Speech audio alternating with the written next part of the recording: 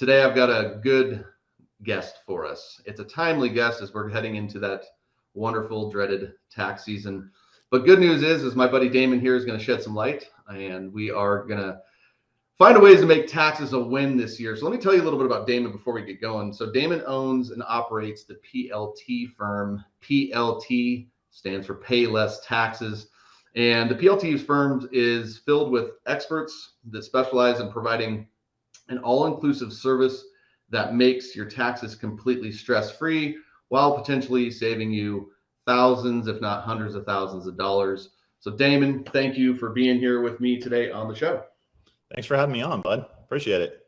Right on, man. Before we get started into all the fun stuff, why don't you just share a little background? Where are you located right now? Because I know you could be in Texas or you could be in Cabo, but where are you at in this moment right now? So my butt is sitting in a seat today in Houston, Texas. So Beautiful. As of this moment right now, I'm in Houston, Texas. Awesome. And the PLT Firm and PaylessTaxes.com, they are headquartered in Dallas. So I'm in and out of Texas quite a bit. But you're right. This is one of those situations where, with the power of internet and situations like this, I really can work from virtually anywhere within reason. So yeah, but today I'm in Houston. Beautiful, man. Beautiful. So before we get into the tax stuff, we're going to be talking about some strategies we can use to lower the tax basis this year. But before we get into that, like, share a little about your journey. How did you get to where you're at now in the PLT firm?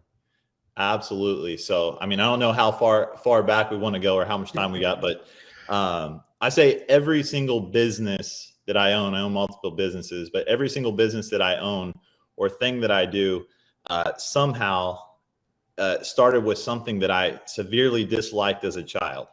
So, and I don't think I've actually told you this story. Maybe I have. So, how can you dislike taxes as a child? Well, the way you dislike taxes as a child is because when's tax season? Tax season's right now, right? Yep. And it just sort of accelerates as you get closer towards April and April 15th, right? So the problem is I was born and raised in Oklahoma, and every single year the spawn for fish, for fishing, when the fish are like, they basically leap out of the water, land in your bucket kind of thing, right? Yeah. So the spawn every year literally coincides with exactly the time of year when my dad would like get laser focused, lose his mind, and start like just traumatizing himself to absolute death about, we got to get the taxes done, but we have to do the taxes absolutely 150% correct, line by line, read the corresponding code, because this would have been back before technology, of course. Right.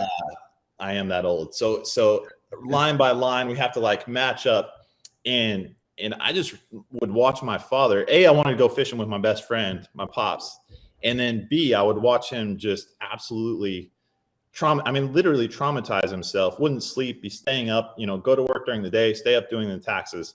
And I just said, man, I am never, ever, ever gonna deal with taxes like that. That's not right.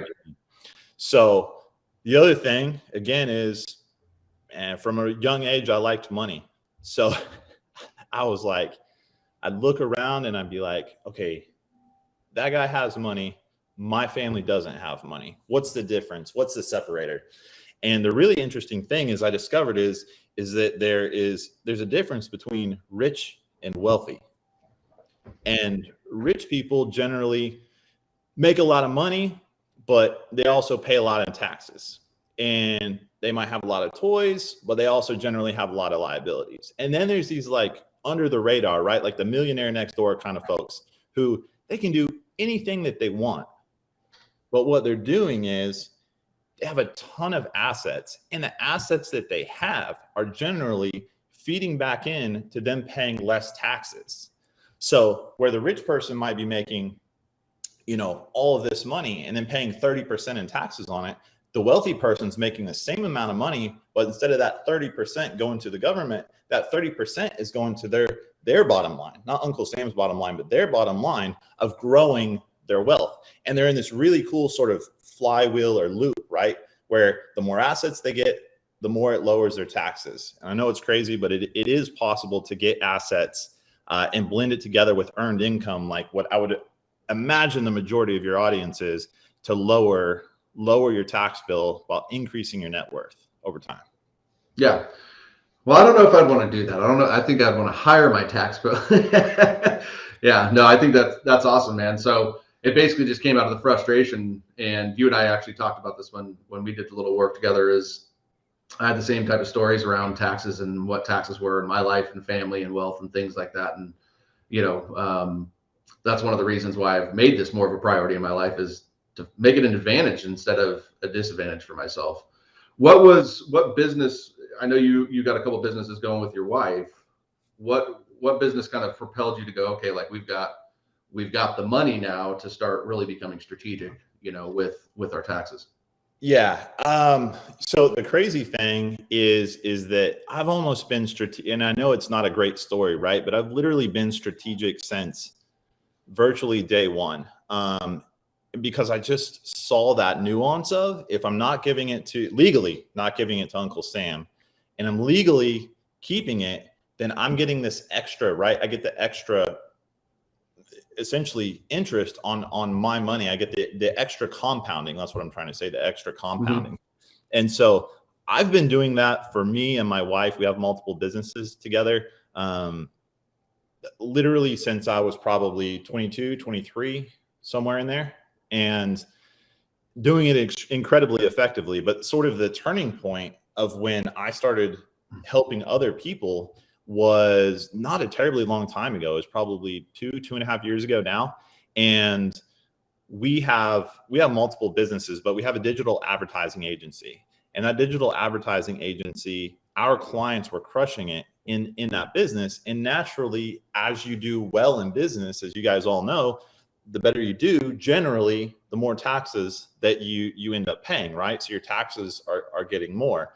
But what happens too is some of these people become your friends, or there's other people, birds of a feather flock together. So we had friends that were entrepreneurs, and what was happening is I was spending what my wife thought was an inordinate amount of time having these conversations with people around taxes and how to legally sort of reduce what they were doing. And like, here's a strategy. Here's another strategy. Hey, have you thought about this? Hey, has your CPA told you this? Hey, what's been done here? And that got to be like enough where my wife was like, there's got to be a way that you can get paid for. So I was like, that's a good point. I mean, maybe there's something here. So I went to one of my best friends, Paul, who is also our CPA. And that's how we met, was he became our CPA. And then him and I have done multiple deals, businesses, real estate deals together. And I was like, I have this situation where, what if we put together an all-in-one where we literally did all this stuff that I do for myself, and I bounce ideas back and forth off of you, and I reduce, I've made millions of dollars. I've had millions of dollars flow through my account, and I've legally only paid a little over $5,000 in taxes. So if we put that together for people, and we did it just, one low monthly fee, is that something that we could partner up on and do? And he's like, yeah, I'd be down for that. So I was like, all right, sweet. Like, what are the legal requirements? Hop through the hoops, which takes longer than you might imagine, but hop through the hoops, and also bought paylesstaxes.com, which is just crazy that was available, but literally was able to buy that. My wife was looking at names in the car and was like, this is coming up for auction on Friday. Went to the auction and bought it for it wasn't much what I bought it for. So that's how I got really rolling with this. And then a lot of the people I was helping before for free already knew my value. So they were happy as pigs playing in the mud to come jam with me and play around and really get them rocking and rolling. So. Right. No, that's awesome. Before we do that, I think one of the things that I noticed because I've worked through a lot of different CPA firms and things like that. But one of the things I always found to be a big challenge with that is that everything seemed so reactionary. Like, I wasn't working with a CPA that was very strategic. It was kind of like, hey, here's my books, here's my numbers. And then here's my tax bill in return. And, what do you think is important in terms of like having strategy prior to, instead of like being reactive with your taxes? I think the entire accounting industry is ass backwards. That'll probably be the only cuss word I'll use, but it literally is. It's what you should be doing in the beginning, you're doing at the end. And nobody ever tells, like, we're running and gunning as entrepreneurs, right? Like we're going, we're figuring it out. And nobody ever really stops in the industry, stops us and says, hey, let's do it a little bit different way. So I'm a systems and processes guy. That's how I build businesses. I look at the systems, I look at the processes first. So when I looked at why was I not paying taxes, but my best friend was paying a crap ton of taxes, and he's like, I don't get it. I'm like, okay, well, what's the distinction? What are you doing that I'm not doing? What am I doing that you're not doing? Right. And that's where what I realized is it's reactionary. The entire industry is reactionary. Generally, the entrepreneur, they're running, they're gunning, they're doing the best that they can. They're probably not outsourcing their bookkeeping. They try to keep it in-house. They try to wear all those hats, right? And so they try to do the best they can on their bookkeeping. They do the best they can. Then they get over all of that information over to their CPA. Generally, after December 31st of the year, they get it over to their CPA. Their CPA takes a look at it and tries to get everything filed before the deadlines, which are either March 15th or April, and then sends them back an email and says, hey, here's what you owe on taxes, right? Yep. So how do you flip that around? How do you make that not backwards? Well, you start with the end in mind, right? So that's why we meet with our clients quarterly. I do talk to people and they say, my accountant said they were going to talk to me, but I have to chase them and I never can get a hold of them. We are reaching out to our clients. We make sure that we talk to them at least one time per quarter, where we have a sit down via Zoom. Sometimes it's in person. We sit down and we go, hey, what happened over the last 3 months? And we do bookkeeping. You have to do bookkeeping in order to have us do your taxes. Again, because what I realized is the bookkeeping is where it breaks down even before that. So we look at your bookkeeping, we say, hey, what happened? Okay, great. You made a metric crap ton of money. That's exactly what you should be doing and what you want to do. But if you had to pay taxes today, here's what your tax burden would look like. So how can we strategically start playing with those profits to reduce what you need to do? And we're going to go into some of the stuff, but deduction number 2 that we're going to go over is like, hey, maybe it's time to buy a car. Had a client last year. She was already up like 150K net by July. She bought an amazing, if you like pickup trucks, for her business. You know what I mean? And it offset almost that whole amount for that. And it made sense. And that's the other thing of why we have these meetings is what makes sense for you and your long-term goals. Maybe you do want to acquire something that you want to play with, a truck and a boat. But maybe what you want to do is you want to build that long-term net worth. Well, maybe it makes sense to, and there's going to be 3 that we'll go over here in a second. Maybe it makes sense to acquire an Airbnb and write that off strategically. So that's kind of the situation on that. Yep. Well, let's kind of use that as the segue. You're going to share 3 powerful tax deductions. So let's dive right into that. What's that first one that you'd recommend? Yeah. So, and this is for 2022. One of the things that happened is in 2021 and 2022, they made it so that meals are basically 100% deduction. And I think that that's incredibly powerful for entrepreneurs. And the reason why, especially Donnie and I talked a little bit about what you guys are doing, kind of what your day could potentially look like if you're in the recruiting industry. And there's an old adage, I don't know if anyone on here has heard it before, but it never eat alone. And so I think that this is an incredibly powerful deduction for you guys, especially because the ROI on a business meal, on that relationship, and there's no limit to this. The limit is, are you doing business or are you not? But breakfast, lunch, dinner, and potentially a late night snack if you're running and gunning, you could be meeting, right? You could be meeting belly to belly, face to face with potential clients, right?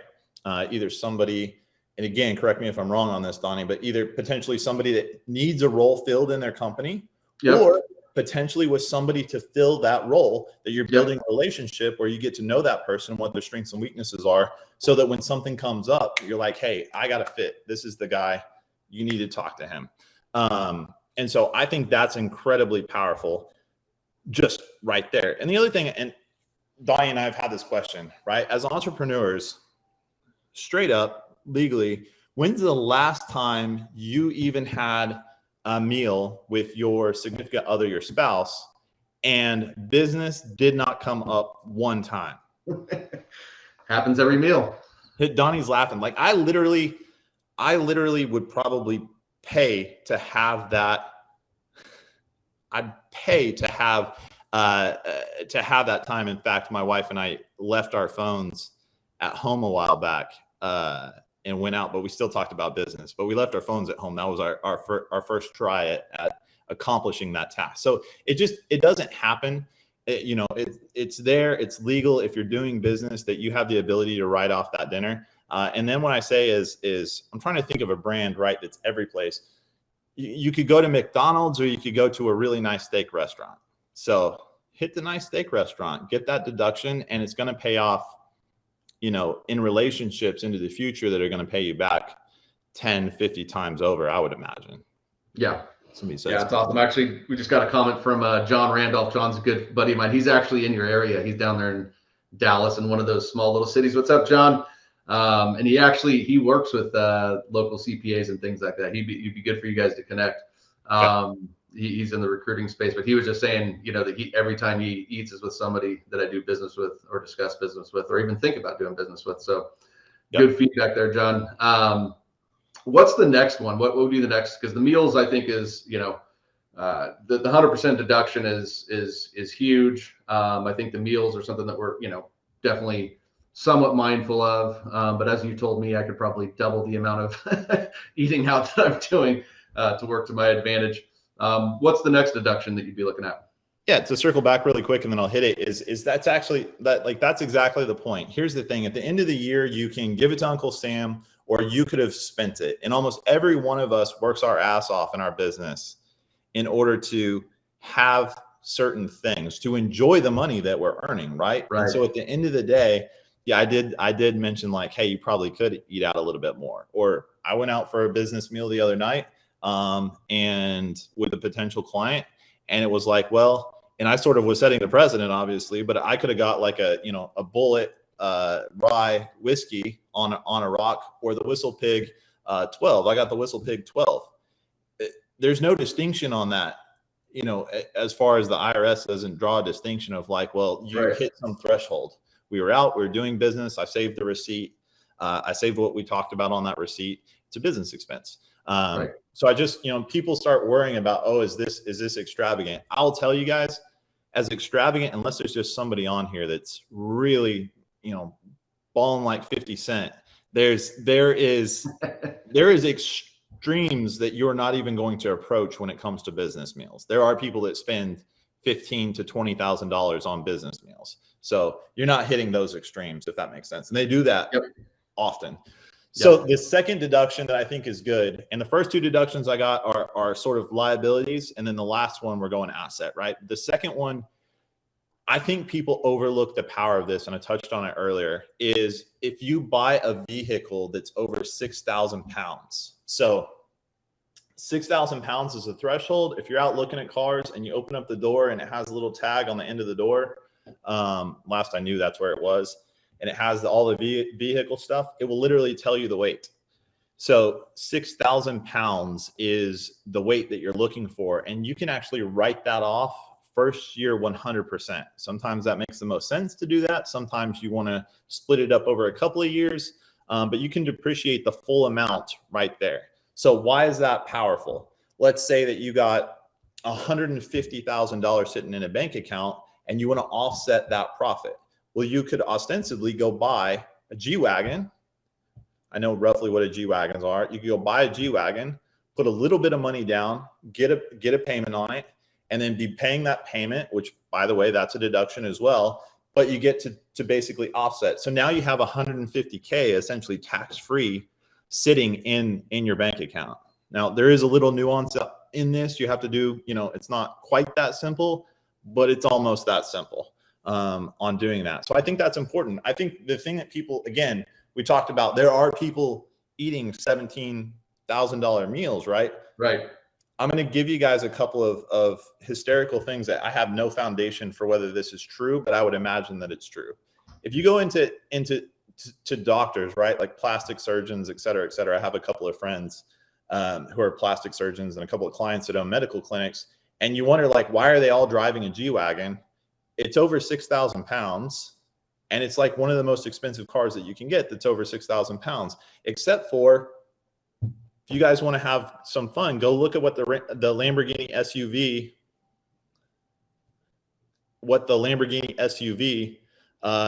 weight is for the car. It's just over 6,000 pounds on the one I looked at. Rolls-Royce SUV. Rolls-Royce is not over 6,000 pounds, but the SUV is over 6,000 pounds. I think there's something going on with that there. Right. Well, that's where you get that's where the Tesla batteries come into play, right? Yeah. So the Tesla that qualifies is the Tesla X. I actually just have a client that just wrote one of those off, and it actually got missed on one of his on one of his 20 or 21 taxes. It got missed, so we added that back on. He got some money back, so he's going to be happy. I haven't even told him how much yet. Right. So, are you saying you can write off the car and interest on the car? I am saying that yes, you can basically take 100% depreciation on the car, and then you can write off the interest. Beautiful. Good question there, Ed. Hope you're doing well, my friend. Awesome. All right. So we've got the 6,000 pound car. Just out of curiosity, I mean, what if I buy a car that's 5,000 pounds? What are the write-off advantages or disadvantages? Obviously, you're not getting the whole thing, but. Yeah, so you can't take 100% first year. I don't remember the exact nuances, but you have to start doing a lot more math, and you have to start proving a lot more about what it is that you're using it for business. So I honestly, the question I get asked two questions all the time. One, crypto, how can I write it off? Buy it with a Roth if it blows up. Like, that's pretty much the best strategy for crypto. It's not great from a tax standpoint. And the other one is, what if I want a Lamborghini? How do I write that off? So if you want a Lamborghini, put it on Toro. Make an LLC, hold your Lamborghini in the LLC and put it on Toro. Now you can write off your Lamborghini. Well, that one's advanced there. So, but yeah, really the moral of the story is to use it, for your business, whatever you have. Just, it really does make the most sense to get something over 6,000 pounds. Right. That's the easy cut and dry way. Easy cut and dry way. Yeah. Yep. I have one of my best friends keeps buying these cars that are under 6,000 pounds, and he's making more and more money. And I'm like, bro, what? Like, just go buy something over 6,000 pounds. He's like, I promise next time I'll get a Tesla X. I'm like, okay, fine. That's not what I would have chosen for you, but all right, buddy. Yeah. So moral of the story, go buy that G-Wagon if you're looking for it. So yeah. A G-Wagon, or I have like a Lincoln Navigator that's all like completely blown out. And honestly, it has nothing to do with, I'm not a car guy, but it's a nice tax deduction. So yep. Love it. So we talked about the two liabilities. What is that? And you brought it up a little bit earlier, but what is that third, asset that we can use as a deduction? Yeah. So the third one, where you're actually going to be able to use it as an asset, and it's going to be an asset, and it's going to grow your long-term wealth, is an Airbnb. Now, that's basically saying like, hey, we're going to invest in real estate. Yes. But what we're saying is it needs to be an Airbnb. And here's the caveat. Here's the kicker, is that you don't want to rent it out for more than 7 days. It needs to be rentals of 7 days or less. And the reason why, and again, it's almost as simple as I'm saying, especially if you use somebody that's amazing like we are in order to accomplish these tasks, but it's not quite this simple. There are some steps to it, is you're able to write off your passive losses on that real estate against your earned income. And that's what I would imagine almost everybody here is earned income. So what most people don't realize is you have earned income here and you have passive income here. Well, passive income generates passive losses, and the government's made it so that essentially it's very difficult to write off passive losses against passive income. Once you go over 150K, and if you're not making over 150K, you will be soon. I believe in you guys. The fact is that you can't really write off those passive losses against it as much anymore, unless you can find a way to bridge the gap. Airbnbs are one of the best ways to bridge that gap, just because there's some stuff in the tax code that allows for that. And then it's almost similar to the car, except for you have an asset instead of a liability, in that you're accelerating your depreciation through some little tips and tricks and some of the formula that we use here at the Payless Taxes Firm. Yeah, that one's definitely, I think, the one I'm most excited about. And yeah, it's definitely complex in terms of figuring out all the little loopholes and what's legal, what's not, and all that.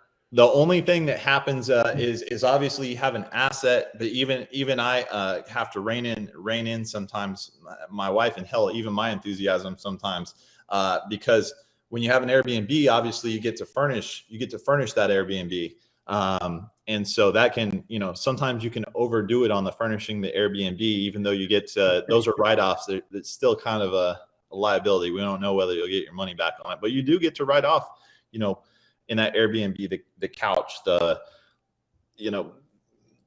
plants, the all of this. So it's a great place to stick the money. And then maybe you sell that Airbnb in 5 years and you sell it furnished, right? You do get your money back. So it's an amazing strategy that I think is overlooked, not talked about enough, because it does bridge that gap. And if I, on my Airbnbs, I'm not trying to max out the amount of income that I'm making. I'm trying to max out the amount of passive losses against my earned income because of what I make over here, and really have that as just a long-term investment that's going up, but bridging that gap. Right. Well, that's, I think, incredibly important. Obviously in our business of me kind of doing coaching is very profitable. In the recruiting industry, especially direct placement, very, very profitable, is finding a way to kind of have that offset.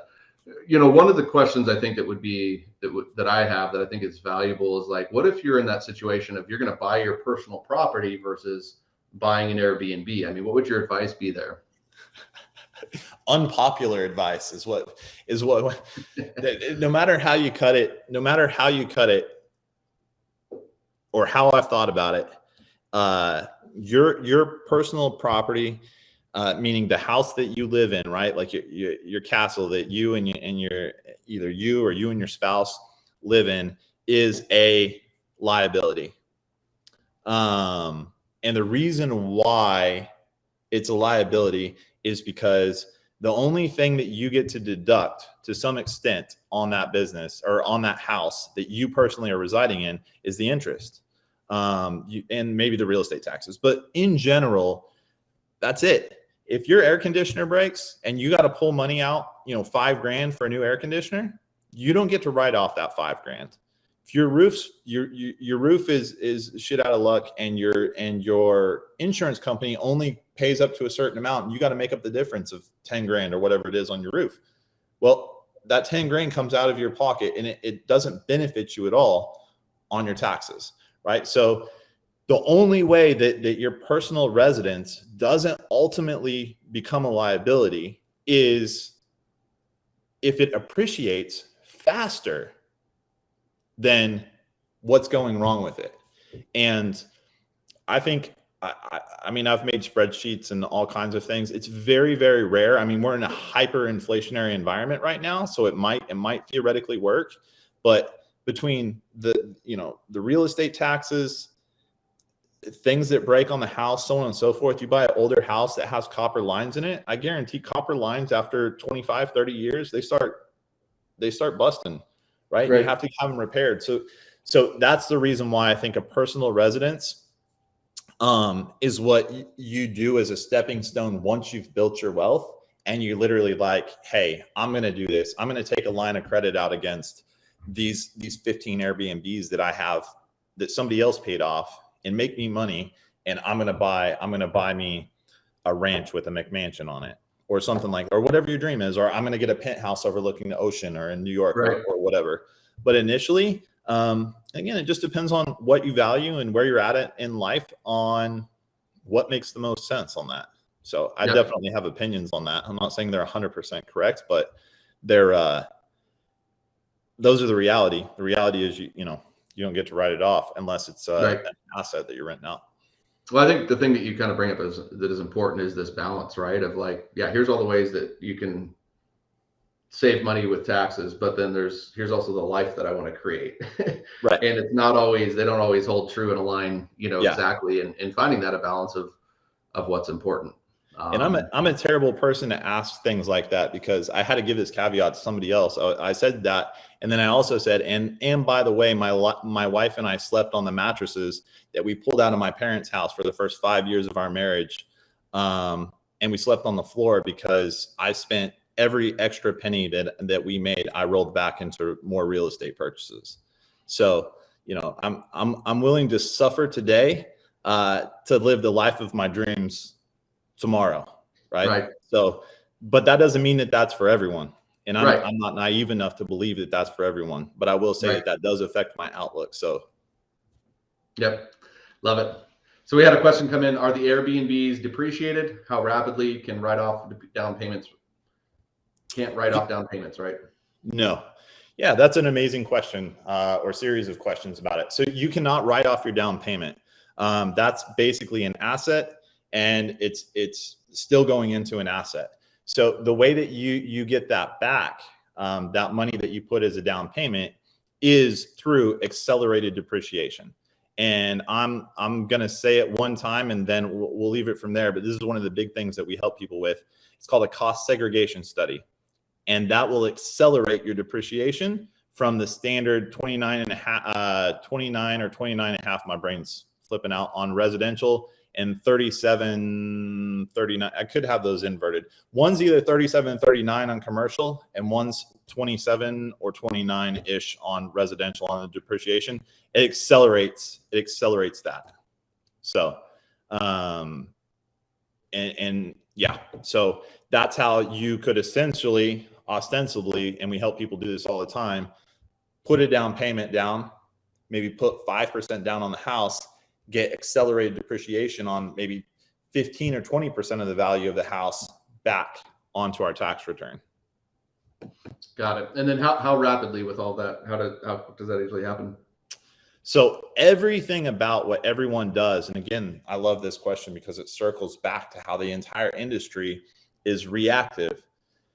There is a date every year at which, once you get past midnight, you no longer have many options. You no longer have the ability to truly affect massively your tax burden.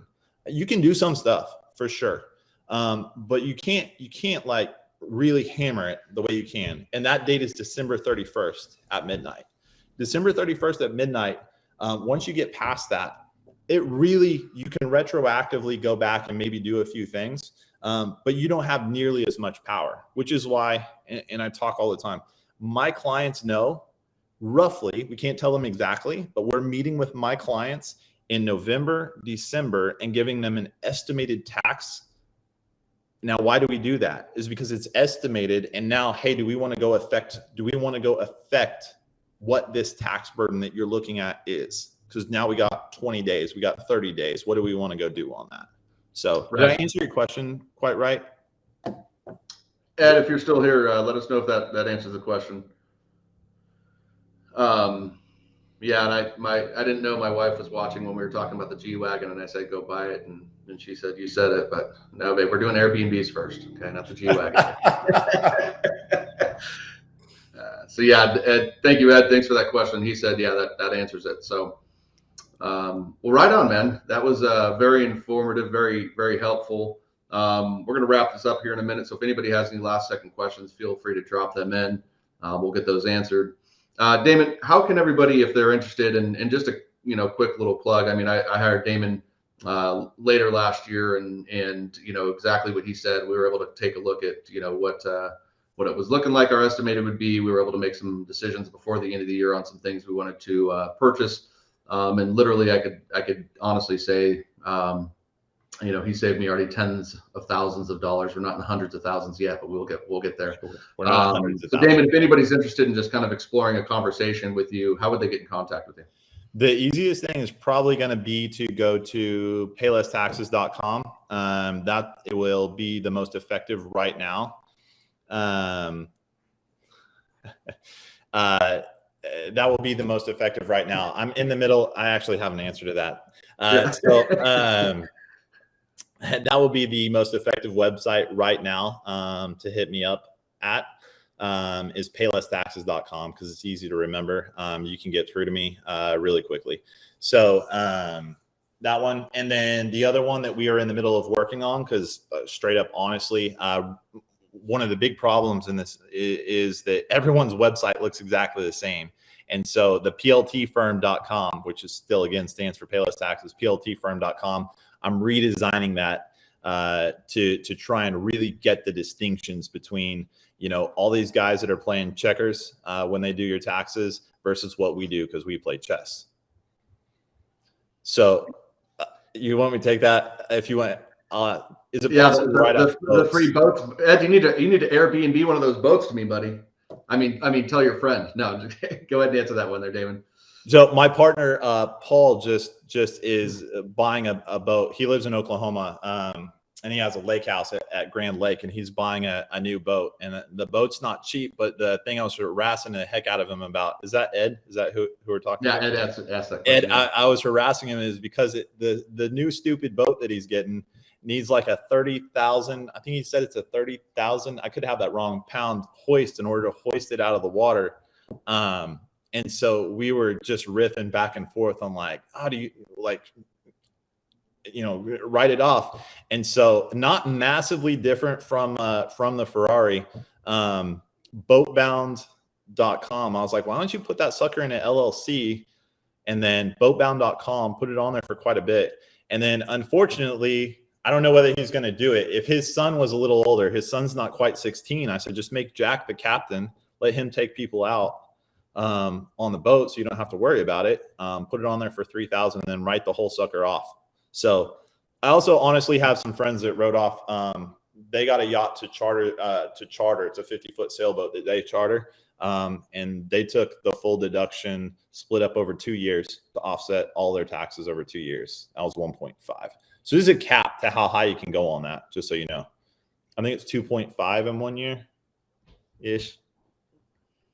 So could you, and this is just kind of so essentially, what you're saying is like buy the boat, turn it into a business, which is almost like an Airbnb, sounds like, with that website you mentioned. I know nothing about it. Could you buy a boat and then become, essentially a YouTube expert on fishing and write that up? Yeah. So you and I go over this all the time. So here's the 3 things, and this is kind of what underpins the entire PLT formula, the Payless Taxes formula. So it's 3 things. The first thing is the story, the narrative, the why of what's happening. The second thing is the documentation. So the actual, like, some hard paperwork, right? And then the last thing is the paper trail. People will go buy their business, will go buy a boat, and then they'll make the payments out of their personal account, and then they try to retroactively be like, oh, it was a business. Oh, I put it on a thing. No, so this is the difference between them and me. This is the difference. So Paul, I was like, you're gonna write that off? And he's like, yeah. And I was like, well, will the bank let you put the loan in the name of your LLC? He said, I don't know, I'm trying. And then we just said, okay, if they make you do a personal guarantee, he's like, yeah, I'm still gonna basically put the title. It'll still be titled to the LLC. So right. Boom, right? So the first thing is we're going to put it on Boatbound, and this is going to be a business. We're going to see how much money it makes. Second thing is we are going to, we're going to have the LLC that's holding it. And the third thing is that LLC will make all of the payments. So even if he has to take from his proceeds in another business and stick them in there as a capital investment, to make up the difference, that's still the paper trail will be created that way. So people in general, no offense, I am too, we all are generally lazy. But what's crazy is these are just a few little habits. If you just get this paper trail done, you're golden. And what's great is this is a digital age, right? So once you set it up once, it's kind of set and forget it within reason, you know? But yeah, what happens a lot of times is people try to do it in the personal and then be like, oh, I was doing, versus if your T's are crossed and your I's are dotted and you're really using what underpins the Payless Taxes formula, then you have the narrative, you have the documentation, you have the paper trail, and that's what they're looking for. Beautiful. Yeah, I know that's something you've gotten ingrained in me pretty good there. So hopefully that answered your question there, Ed. And Damon, again, thank you for joining, dropping all the value. I know I got a lot of value, even though we've talked about some of these things. Definitely some good nuggets for me, and I hope some good nuggets for you that are out there listening with us. Damon already dropped how you can get in contact with him. Definitely, if you're interested in doing that, whether it's Damon or somebody else, be proactive with your taxes, be proactive with your money, take that stuff seriously. Again, you can find Damon at paylesstaxes.com. Damon, thank you. Appreciate your time, your insights, and your knowledge that you delivered today. Dude, I appreciate you having me. This is good fun. I enjoy it. Anytime I can talk about money or saving taxes, I'm happy.